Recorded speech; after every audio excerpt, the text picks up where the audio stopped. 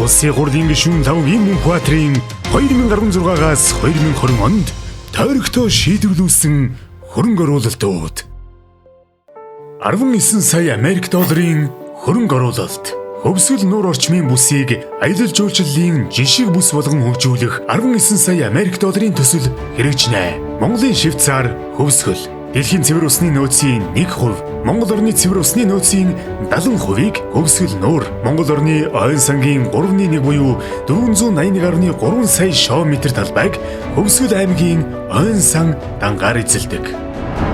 Хөвсгөл аймагт Азийн хөгжлийн банкнаас тогтвортой аялал жуулчлалыг хөгжүүлэх төсөл хэрэгжиж байна. Тогтвортой аялал жуулчлал Хөвсгөл нуурын байгалийн цогцлбор газар дэд төслийг 2019-оос 2024 онд хэрэгжүүлэхээр болоод байна. Төслийг 19 сая Америк доллар буюу 50 орчим тэрбум төгрөгийн хөнгөлөлтөй зээлээр санхүүжүүлэх юм. Төсөл Хөвсгөл нуурын байгалийн цогцлбор газар болох 1.2 сая га талбай болон мөрөн, алаг эрдэнэ, Рэнчин лүмб, цагаан үүр, чандман өндөр, хатгал тосгонд хэрэгжих бөгөөд дараах бүтээн байгуулалтын ажлууд хийгдэх юм.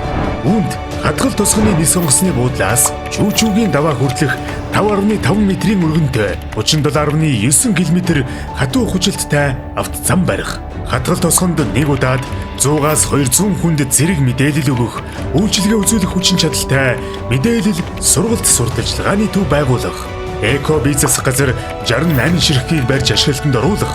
Хатгал тосгон хангас сумын хог хаягдлын цэгийг шинжлэх. Хатгал тосгонд 450 автомашин, 47 автобус зогсох багтаамжтай автозогсоол байгуулах зэрэг ажлууд хийгдэх юм. Ханх, жанхаан бохир усны цооногийг хааж нөхөн сэргээлт хийх. Ханх болон хатгал сумдад хатуу хог хаягдлыг дахин боловсруулах байгууламж байгуулна.